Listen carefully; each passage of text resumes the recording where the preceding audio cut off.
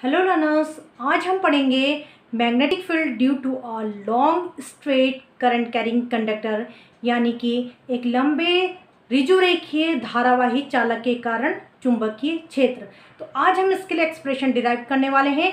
तो आइए स्टार्ट करते हैं आज का टॉपिक। देखिए, आज का टॉपिक स्टार्ट करने से पहले जो प्रीवियस लेक्चर में जहां मैंने आपको बायो सेवर्ट लॉ पढ़ाया था, तो वहाँ मैंने आपको बताया था कि मैग्नेटिक फील्ड एक वेक्टर क्वांटिटी होती है, यानी कि एक सदिश राशि होती है।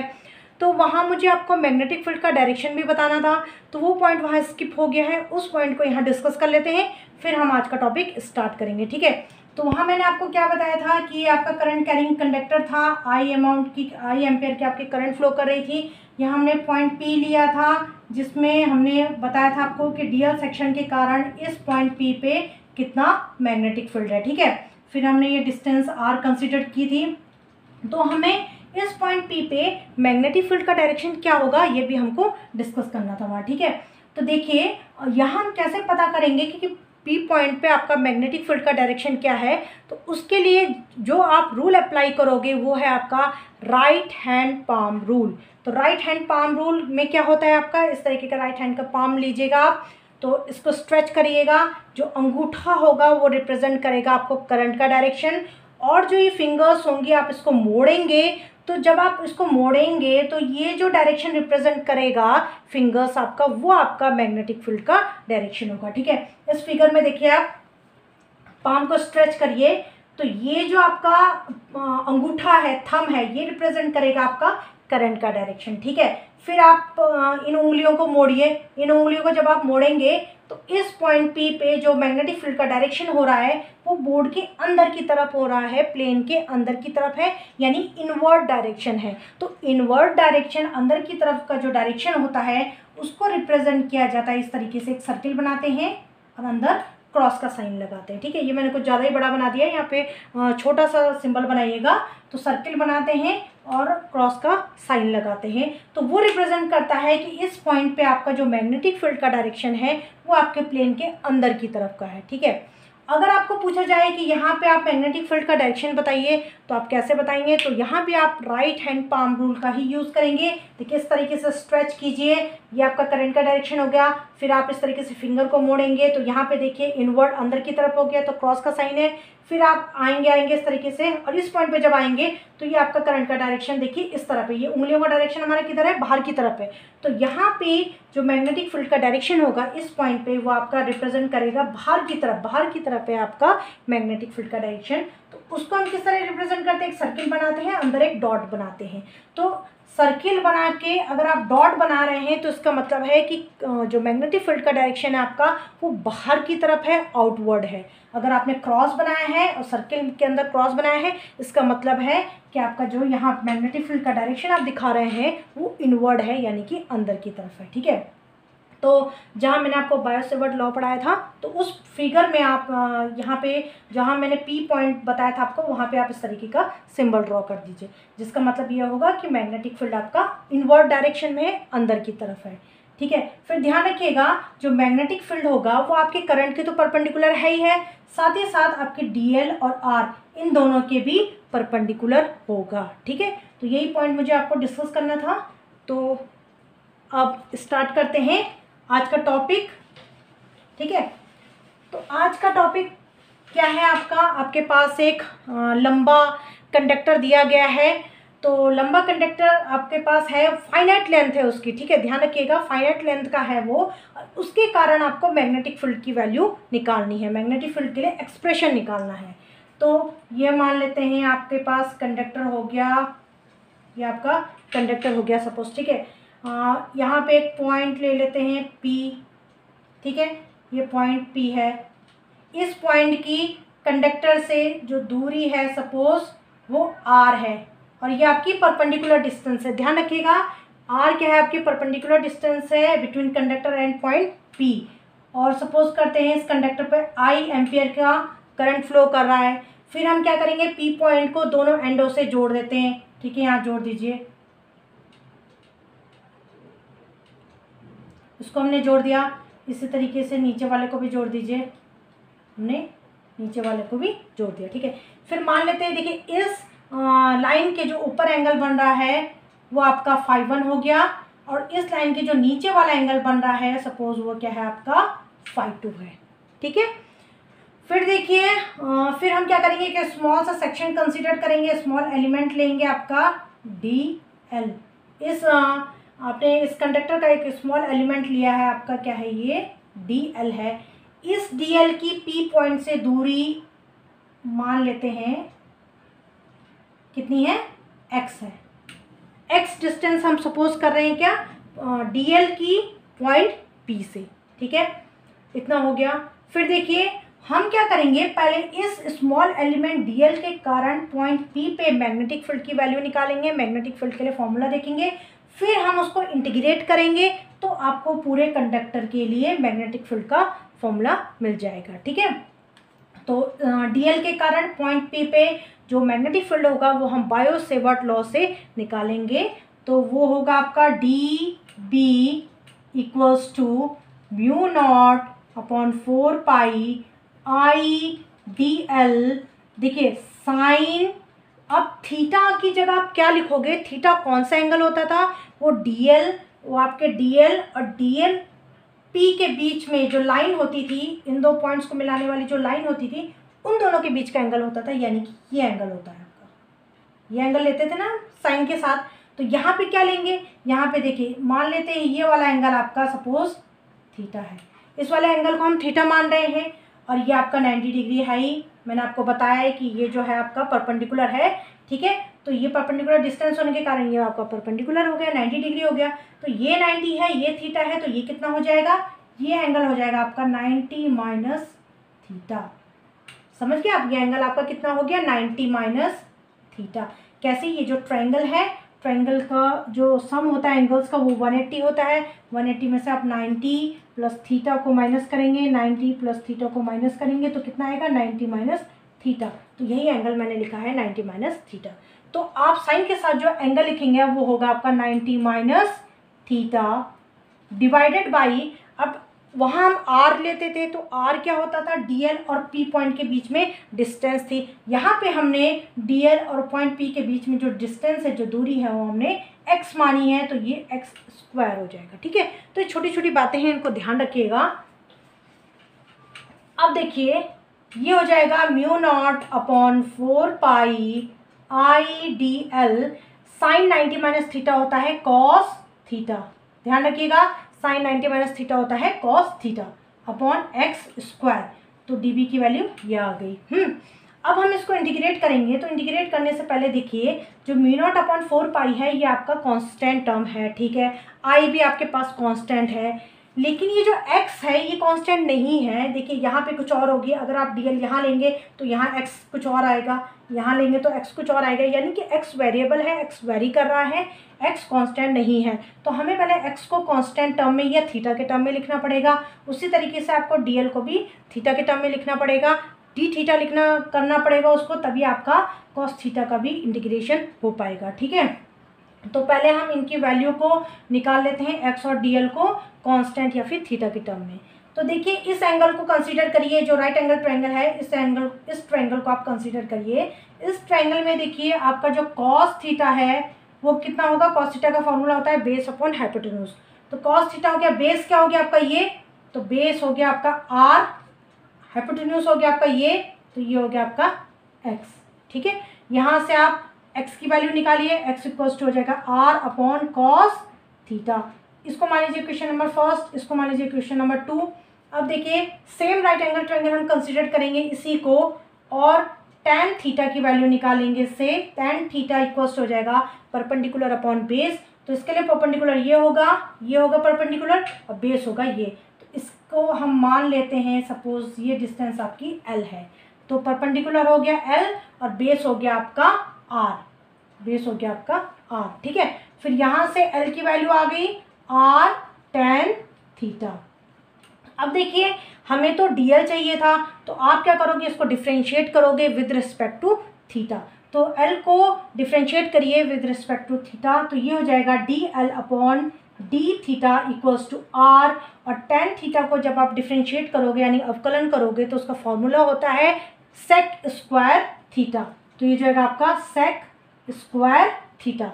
यहाँ से डीएल की वैल्यू आ गई, यहाँ से डीएल की वैल्यू कितनी आई आपकी, R sec square theta into d theta. ठीक है, इसको मान लीजिए आप इक्वेशन नंबर 3। अब आप x और dl की वैल्यू इक्वेशन 2 और इक्वेशन 3 से इक्वेशन फर्स्ट में पुट करिए। तो db की वैल्यू आ गई आपकी, अब db equals to mu naught upon 4 pi I, dl की जगह लिखिए r sec square theta d theta, ऊपर आएगा आपका कॉस थीटा, नीचे आपका एक्स स्क्वायर है तो एक्स स्क्वायर ये दोनों स्क्वायर हो जाएगा, तो ये हो जाएगा आपका R square upon cos square theta. अब इसको हम सॉल्व करेंगे तो ये जाएगा mu naught upon 4 pi I, देखिए एक आर कैंसिल हो जाएगा तो यहाँ आपका नीचे सिंगल आर बचेगा, और ये आपका सेक स्क्वायर थीटा है। ठीक है, ध्यान दीजिएगा यहाँ ये सेक स्क्वायर थीटा है, फिर आपका ये डी थीटा है, फिर कॉस थीटा है, फिर ये आपका यहाँ न्यूमरेटर में जाएगा तो ये हो जाएगा आपका कॉस स्क्वायर थीटा। ठीक है, अब जो कॉस स्क्वायर थीटा है ये सेक स्क्वायर थीटा आपस में कैंसिल हो जाएगा, क्योंकि हमें पता है sec theta is equal to होता है 1 अपॉन कॉस थीटा, तो रेसिप्रोकल होता है, तो इसलिए ये दोनों आपस में कैंसिल हो जाएंगे। तो आपके पास अब जो बच रहा है डी बी इक्वल्स टू वो आ रहा है आपके पास, ऊपर इसको मिटा देते हैं, इसकी ज़रूरत नहीं पड़ेगी। तो अब आपके पास जो डी बी आ रहा है फाइनल वो आ रहा है mu naught upon 4 pi I upon R, फिर ये हो गया आपका cos theta into d theta, cos theta into d theta. ठीक है, अब ये सब आप मिटा दीजिए, इसकी ज़रूरत नहीं है। अब देखिए, अब हम इसको इंटीग्रेट करेंगे, इसका समाकलन करेंगे और लिमिट को पुट करेंगे। तो इसको इंटीग्रेट करते हैं, mu naught upon 4 pi I upon R cos theta into d theta. अब देखिए जो हम इंटीग्रेट करेंगे वो हम यहाँ से यहाँ करेंगे, यहाँ से जाएंगे और यहाँ तक जाएंगे, तो पूरे कंडक्टर के लिए निकलेगा। तो लिमिट हम इस तरीके से पुट करेंगे, लोअर लिमिट रखेंगे -φ2 और अपर लिमिट रखेंगे φ1। हमने ऐसा क्यों किया है, तो आप देखिए ये पर्टिकुलर पोर्शन कंसिडर करिए, इसमें देखिए ये जो है हमने ये बनाया है इस तरीके से, ये तो ये आपका φ1 हमने बताया है और ये आपका हमने φ2 बताया है।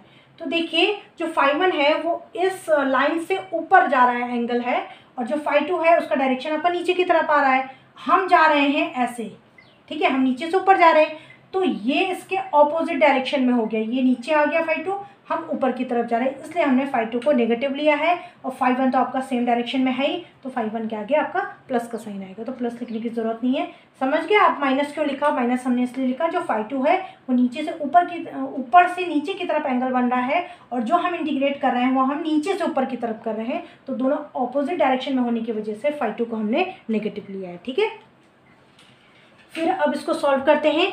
तो अब जो कांस्टेंट टर्म है उनको बाहर निकाल लेते हैं, जैसे आपका म्यू नॉट हो गया upon 4 pi I upon R, R हमारा कांस्टेंट है, ध्यान रखिएगा आर हमारा चेंज नहीं होगा। तो अंदर क्या बचा आपका cos theta into d theta, limit put करिए -φ2 φ1, इसको सॉल्व करिए, जगह mu naught upon 4 pi I upon R, और कॉस थीटा डी थीटा का इंटीग्रेशन होता है साइन थीटा, साइन थीटा, इसकी लिमिट पुट करिए, ये होगा -φ2, ये हो गया φ1। ठीक है, mu naught upon 4 pi I upon R. अब देखिए अपर लिमिट रखेंगे पहले थीटा की जगह, तो ये जगह φ1, फिर माइनस का साइन आएगा, साइन थीटा की जगह आएगा -φ2 ब्रैकेट क्लोज। इसको और सॉल्व करेंगे तो ये हो जाएगा mu naught upon 4 pi I upon R, अंदर आ जाएगा आपका साइन φ1 प्लस साइन φ2। ठीक है, ब्रैकेट क्लोज। तो ये आपका B की वैल्यू आ गई, आपकी मैग्नेटिक फील्ड की वैल्यू, आपका एक्सप्रेशन आ गया किस केस में, आपके लॉन्ग स्ट्रेट जो करंट कैरिंग कंडक्टर है उसके कारण जो मैग्नेटिक फील्ड का फॉर्मूला है वो आपका ये हो गया। ठीक है, यहाँ आप ध्यान दीजिएगा, यहाँ हमने कैसे लिखा इसको देख लीजिएगा। देखिए sine minus theta equals to होता है माइनस साइन थीटा, तो माइनस यहाँ ऑलरेडी है, ये भी माइनस हो गया, तो ये प्लस साइन φ2 हो गया। ठीक है, तो ये फॉर्मूला हमारा निकल गया किसके कारण? एक long straight current carrying conductor, एक लंबा ऋजुरेखीय धारावाही चालक है, उसके कारण आपने मैग्नेटिक फील्ड का फॉर्मूला निकाल लिया। ठीक है, इसको याद कर लीजिएगा अच्छे से। इसी पे बेस्ड अब दो केस भी हैं, लिख लीजिए। स्पेशल केस है दो, इसको मिटा देते हैं ऊपर। स्पेशल केस है आपके, ठीक है। तो पहला केस ये है कि अगर आपका ये जो वायर है, इस वायर कह रही मैं, हाँ वायर भी कह सकते हैं, कंडक्टर है आपका जो ये, अगर ये कंडक्टर आपका इनफाइनाइट है, ठीक है, अगर ये आपका इनफाइनाइट है मतलब कि ये अनंत है, तो उस केस में मैग्नेटिक फील्ड का फॉर्मूला क्या होगा? ठीक है, तो देखिए इनफाइनाइट कंडक्टर के केस में मैंने आपको पहले भी ये बात बताई है, कोई भी चीज़ इनफाइनाइट नहीं होती है। जो हम यहाँ कंसिडर करते हैं इनफाइनाइट लिखते हैं, तो वो इनफाइनाइट होती नहीं है। एक्चुअली में क्या होता है कि हम जो पॉइंट P, जैसे हमने यहाँ पॉइंट P लिया है, तो वो इसके कंडक्टर के बहुत नज़दीक का पॉइंट होगा। उस पॉइंट के रिलेटिव जो इसको कंडक्टर को लिया गया है वो इनफाइनाइट बिहेव करता है। ये चीज़ मैंने आपको कई बार पहले भी डिस्कस कर चुकी है। ठीक है, तो उस केस में जो आपका, जब आप कह रहे हो कि आपका कंडक्टर इनफाइनाइट है, तो उस केस में जो मैग्नेटिक फील्ड होगा उसके लिए जो φ1 होगा वो हो जाएगा आपका, और φ2 दोनों ही आपका 90 डिग्री हो जाएगा। कैसे? देखिए ये जो आपका कंडक्टर हो गया, ठीक है। अब मैंने क्या बताया कि इनफाइनाइट कैसे होता है कि जो पॉइंट P होता है इसके हम बहुत ही नज़दीक का कोई पॉइंट लेते हैं, बहुत ही नज़दीक का पॉइंट होता है ये। ठीक है, तो इस पॉइंट के लिए जो बहुत ही पास के पॉइंट होते हैं उसके लिए ये कंडक्टर इनफाइनाइट बिहेव करेगा, इनफाइनाइटली बिहेव करेगा। ठीक है, तो अब जैसे हमने P पॉइंट से यहाँ लाइन जोड़ी, यहाँ लाइन जोड़ी, वैसे यहाँ भी जोड़ने की कोशिश करिए। तो क्योंकि इनफाइनाइट है, बहुत दूर तक जाएगा, तो ये आपका ऐसे ऐसे ऐसे ऐसे कुछ बनेगा, ये आपका कुछ ऐसे ऐसे ऐसे बनेगा।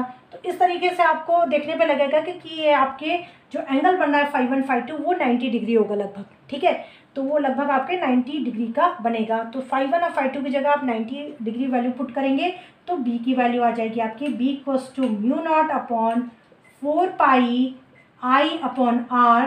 तो अंदर φ1 की जगह आप पुट करेंगे sin 90, ये हो जाएगा प्लस sin 90 = μ0/4πI/r। sin 90 की वैल्यू 1 होती है, sin 90 की वैल्यू यहाँ भी 1 हो गई, तो 1 + 1 हो गया आपका 2। ठीक है, ये हो गया आपका 2।